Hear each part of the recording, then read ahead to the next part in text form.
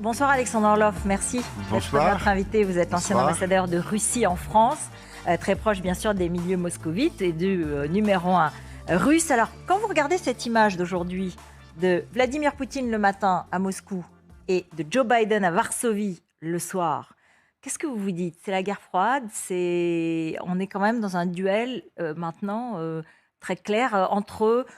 Joe Biden dit qu'il est le camp de la liberté et Vladimir Poutine dit qu'il est le camp de la pureté, quelque part, de non dépravé, qui n'est pas l'Occident, la civilisation dépravée. Vous entendez tout ce qu'il a dit sur la civilisation occidentale.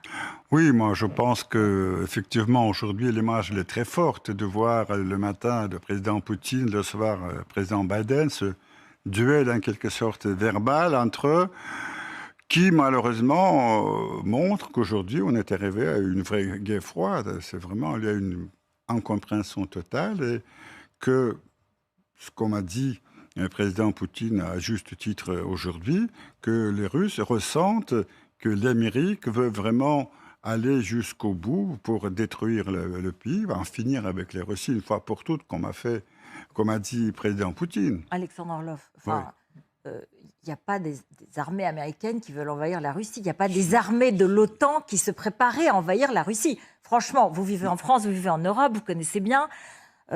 Objectivement, ce n'était pas le cas. Mais écoutez, depuis 30 ans, depuis la fin de l'Union soviétique, la dislocation de l'Union soviétique, qu'est-ce qu'on a observé? On a observé que les pays de l'OTAN, méthodiquement, se rapprochaient de nos frontières. Pourquoi faire?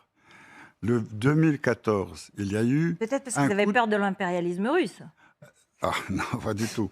Alors, 2014, il y a eu un coup d'État à Kiev qui était orchestré par les Américains. Et récemment, la semaine dernière... Qui est vécu comme la révolution de Maïdan, comme une révolution démocratique par les Ukrainiens.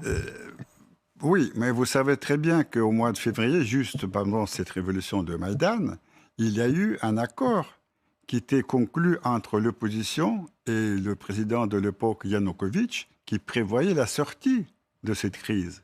Mais les Américains ont dit non, cet accord, ça ne vient pas. Alors, il a eu tout de suite, le lendemain de ce coup d'État. Et alors, le secrétaire général de l'OTAN, Stoltenberg, la semaine dernière, a avoué, il a dit que nous, l'OTAN mène la guerre en Ukraine depuis 8 ans, depuis 2014. 2014, l'OTAN a armé et entraîné l'armée ukrainienne. Mais Alexandre Orlov, vous ne reconnaissez pas du tout l'indépendance de la nation ukrainienne. Si. Vous considérez qu'elle n'existe pas en tant que nation. Quand il y a la révolution de Maïdan ou quand il y a maintenant la résistance à l'invasion russe, ce n'est pas les Ukrainiens qui le font eux-mêmes et qui meurent sur le champ de bataille. Non, écoutez, ils meurent, bien sûr, sur le champ de bataille. J'ai pitié pour ces gens qui meurent. Mais je crois que cette confrontation, cette opération militaire spéciale a été provoquée quand même largement par les Américains. Un autre fait, quand même, qui est troublant, c'est Angela Merkel et François Hollande qui eux-mêmes ont avoué il y a quelque temps que quand ils ont signé les accords de Minsk, les fameux accords de Minsk, ils pensaient qu'il y a une chose, donner à l'Ukraine le temps pour se réarmer et reprendre par la force l'est de l'Ukraine. C'est ça, c'est pour ça que la Russie, il y a un an, est venue à l'aide justement de ces peuples, ce sont des Russes, russophones qui vivent au Donbass, à Lugansk, qui sont proclamés leur indépendance. On peut considérer aussi que les Russes sont venus envahir un pays indépendant. Mais juste un mot, vous avez vu le mage du Kremlin? Oui. Le livre, bien sûr, mais le vrai. J'ai lu. Non, mais bien sûr, mais le vrai. C'est-à-dire le véritable conseiller de Vladimir Poutine, qui s'est exprimé sur une chaîne Telegram et qui a dit, lorsqu'on lui a demandé « Est-ce que Vladimir Poutine avait vraiment l'intention de respecter les accords de Minsk ?» Et il a dit non. Il a dit non. Et donc, c'est quand même... En fait, c'était peut-être des accords de dupes des deux côtés, si vous voulez. Mais en tout cas, on n'a pas l'impression que du côté russe non plus, on voulait les appliquer. J'ai remarqué, à juste titre, j'ai remarqué cette phrase de Vladislav Surkov qui m'a beaucoup étonné. Et oui, mais il l'a dit. Je me demande pourquoi il l'a dit. Moi, je pense que peut-être qu'il est en train de jouer son propre jeu. Mais ce que je peux dire, que les faits prouvent que dès le début, Poutine voulait une solution pacifique de ce problème de l'Est de l'Ukraine, puisque le 11 mai 2014, il y a eu le référendum à Donetsk et à Lugansk. Les gens se sont prononcés d'abord pour leur indépendance et puis ils ont demandé le rattachement à la Russie. Il y a beaucoup de doutes sur la qualité de ces référendums. Ils n'ont pas été reconnus. Je ne parle pas de ça. Laissez-moi terminer quand même. Mais justement, Poutine a répondu que très bien, alors je respecte votre décision, mais vous devez résoudre vos problèmes au sein de l'Ukraine. Si Poutine voulait annexer Donbass, il pourrait le faire à cet instant-là. Il n'a pas voulu. C'est-à-dire, il croyait quand même à une solution diplomatique. Interne à l'Ukraine. Alors, aujourd'hui, quand même, Joe Biden affirme que les États-Unis et les nations européennes ne cherchent pas à détruire la Russie. Et il dit, Poutine a choisi la guerre, il peut y mettre fin en un mot. Est-ce qu'il peut le faire? Est-ce qu'il veut le faire? Écoutez, moi, je veux aussi répondre à M. Biden que si vous pensez qu'on peut terminer cette guerre, faisons-le ensemble. Puisque, si vous voulez, moi je pense que le président Zelensky, avec tout le respect qu'on peut avoir pour lui, il est entre les mains des Américains. Ce sont les Américains qui s'en servent. Ce à quoi on assiste aujourd'hui, c'est la guerre des Amériques contre la Russie par l'Ukraine interposée, qu'ils ont cherché depuis très très très longtemps. Souvenez-vous de la doctrine de Wolfowitz. C'était la fin des années 90, début des années 2000. Il a parlé du monde unipolaire, de la domination des États-Unis, puisque l'Union soviétique a disparu. C'est ça. Le président Poutine, il a proposé, c'était le mois de décembre 2021, justement, à l'OTAN et aux Américains, de préparer et signer un nouveau traité sur la sécurité en Europe. Oui. Si les Américains et l'OTAN reviennent maintenant sur ce chemin, on peut très bien résoudre le problème de l'Ukraine. L'Ukraine se veut indépendante et les Européens, on ne parle pas que des Américains. Là, il se trouve qu'il y a effectivement une image forte des deux présidents. Mais la réalité, c'est que c'est aussi un pays européen qui se veut européen, qui veut entrer dans l'Union européenne et qui a une identité différente et qui a été envahi. Et même aujourd'hui, d'ailleurs, Vladimir Poutine, il a dit dans son discours qu'il y avait une menace existentielle pour la Russie. Il a annoncé la suspension de la participation de son pays à l'accord New Start. Et il a dit, si les Américains font un essai nucléaire, bon, ils n'en ont pas besoin, ils peuvent faire des simulations, mais il a dit, si les Américains font un essai nucléaire, la Russie le fera aussi. Donc, est-ce qu'aujourd'hui, vous considérez qu'il nous a en quelque sorte menacé d'une frappe nucléaire? Non, écoutez, il n'a pas menacé d'une frappe nucléaire, puisque les gens comprennent très bien que si on mène une guerre contre une puissance nucléaire, on court le risque de voir un coup nucléaire. Donc, en fait, vous nous dites qu'il n'utilisera jamais l'arme nucléaire. L'emploi de l'arme nucléaire n'est jamais exclu dans une guerre avec une puissance nucléaire. Mais, justement, cette annonce, cette décision de Vladimir Poutine de suspendre notre participation dans le traité, comme vous l'appelez, New Start, elle est faite, et j'ai écouté attentivement son message, était dans un contexte très précis. Il a dit que récemment, les pays de l'OTAN ont demandé l'inspection des sites stratégiques de la Russie. Il a dit, mais à ma connaissance, l'OTAN ne participe pas dans ce traité. C'est un traité bilatéral entre l'Amérique et la Russie. Si l'OTAN veut participer, très bien. Mais en ce cas-là, il faut, dans le balance général, l'équilibre général, compter les armements nucléaires de la France et de la Grande-Bretagne. C'est dans ce contexte-là qu'il a dit que nous allons suspendre notre participation pour qu'il n'y ait pas d'inspection. Mais en même temps, nous n'allons pas sortir des limites quantitatives qui sont fixées par ce traité. Et donc, il va les contrôler lui-même. Bah, mais on a le sentiment quand même qu'il y a une difficulté. Il y a un an, le 24 février, les armées russes, avec ces défilés de chars qu'on voyait autour de Kiev, voulaient faire tomber le gouvernement ukrainien et voulait conquérir Kiev. Un an après, aujourd'hui, il y a des batailles qui se livrent et qui sont très dures autour de Bakhmout, dans l'Est. Mais globalement, c'est un échec. C'est un échec de l'armée russe, c'est c'est un échec de la Russie qui voulait dominer l'Ukraine. Et ça, d'une certaine façon, d'en faire une guerre idéologique avec l'Occident, c'est presque détourner l'attention de son opinion publique sur l'échec militaire propre de l'armée russe. Non, je ne pense pas qu'on peut parler de l'échec militaire. Vous ne pouvez pas parler de succès militaire, pardon. Parce que disons, l'opération n'est pas encore terminée. Et aujourd'hui même, le président Poutine a dit que nous allons poursuivre cette opération jusqu'au, disons, parce que moi, je ne suis pas dans la tête du président Poutine comme personne, mais je crois que comme il y a eu ces référendums dans les 4 républiques, Donetsk, Lugansk, Zaporozhye et puis Kherson, bon, qui a été quitté. Peut-être, oui, justement, mais on a quitté une partie de Kherson pour justement économiser la vie de nos soldats, puisqu'il était dos au fleuve, et là... Oui, c'est pas ce qu'on peut appeler un réussite.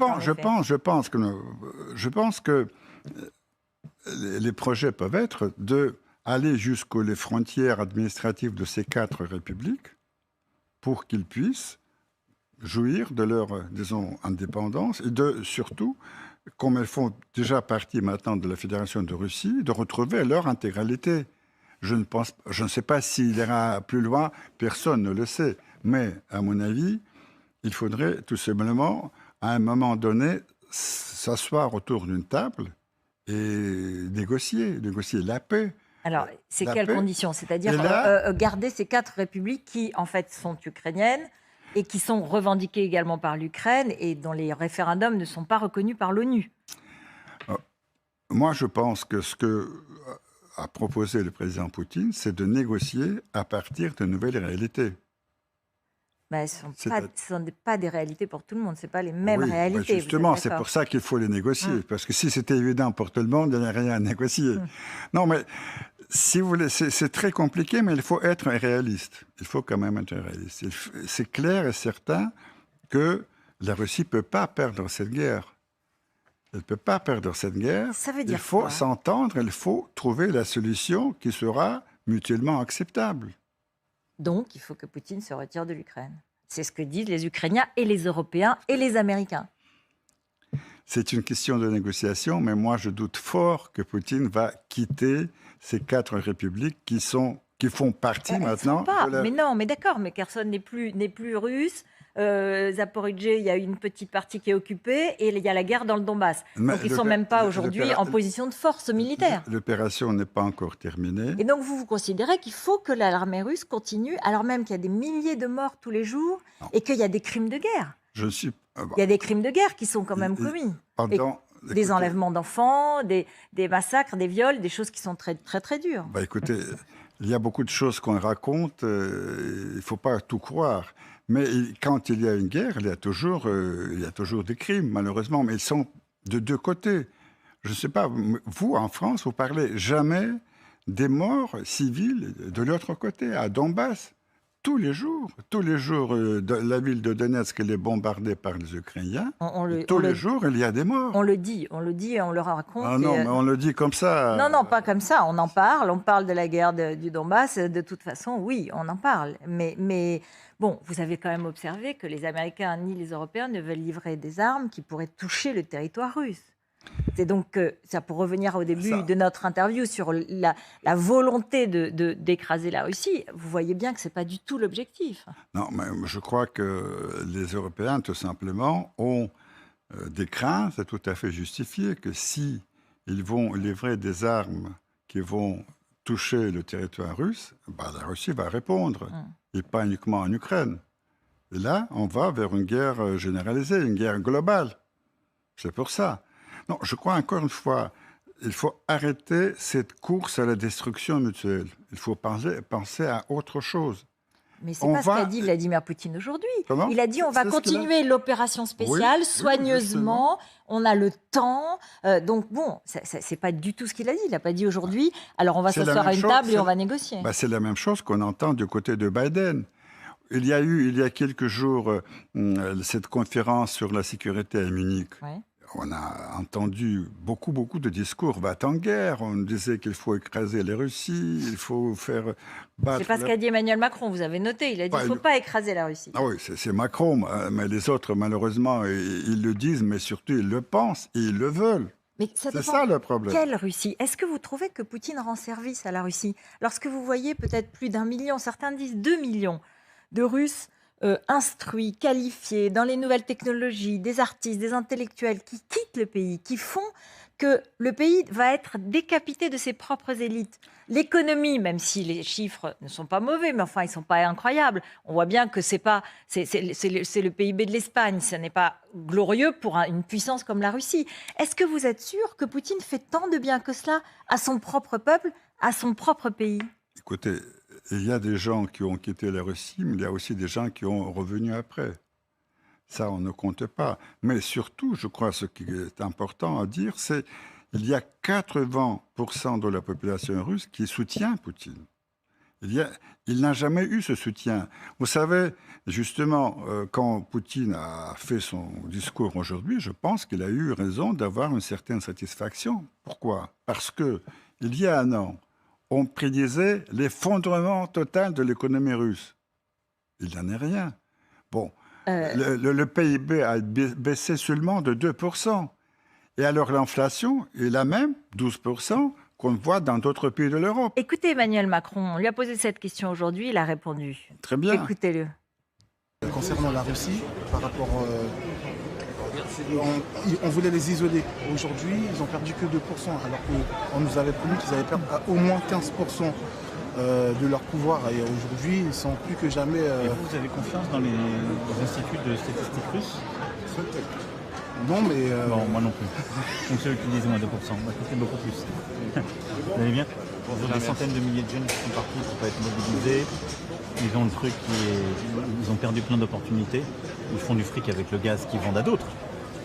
Mais le reste de l'économie, quand même, souffre beaucoup. Donc je ne crois pas du tout à ces chiffres. Ça, c'est de la propagande. C'est un pays qui n'est plus un pays démocratique libre avec un institut indépendant.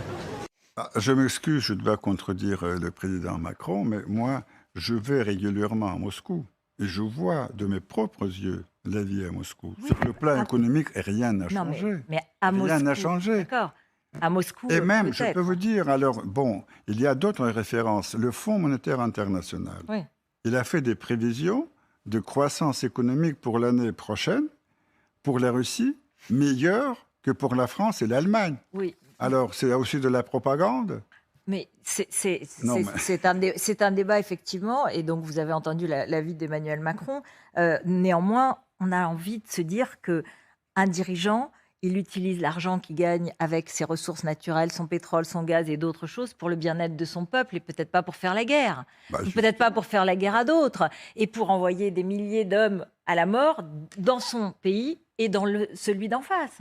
Non, justement, la plus grande partie de son message à la nation était consacrée justement à la politique intérieure. Et là, il a fixé un certain nombre d'objectifs économiques et sociaux qui montrent que l'argent que nous continuons à gagner est l'argent très très important, puisque l'année dernière, on n'a jamais eu des profits aussi importants pour le gaz et le pétrole que l'année dernière. Alors cet argent, il est utilisé justement en majeure partie pour le bien-être de son peuple. No comment. Je ne sais pas si c'est exactement ce que ressentent les Russes. En tout cas, je suis sûr qu'il n'y a rien à commenter. Non, mais ce n'est pas le sentiment qu'un donne un certain nombre de Russes en quittant le pays et en racontant qu'ils ont peur d'être mobilisés, d'être envoyés à la guerre et qu'ils n'ont plus la liberté de s'exprimer et qu'ils n'ont plus la liberté de vivre dans un pays démocratique. Vous connaissez, vous y vivez, vous êtes à Paris et pas à Moscou. Non, je vis à Moscou et à Paris. Pour des raisons, disons, familiales, je suis plutôt maintenant à Paris. Mais encore une fois, je vais tout le temps à Moscou. Je passe presque la moitié de mon temps à Moscou. Je vis entre les deux capitales. Merci d'être venu. Merci beaucoup, Alexandre Orloff, d'être venu sur notre plateau.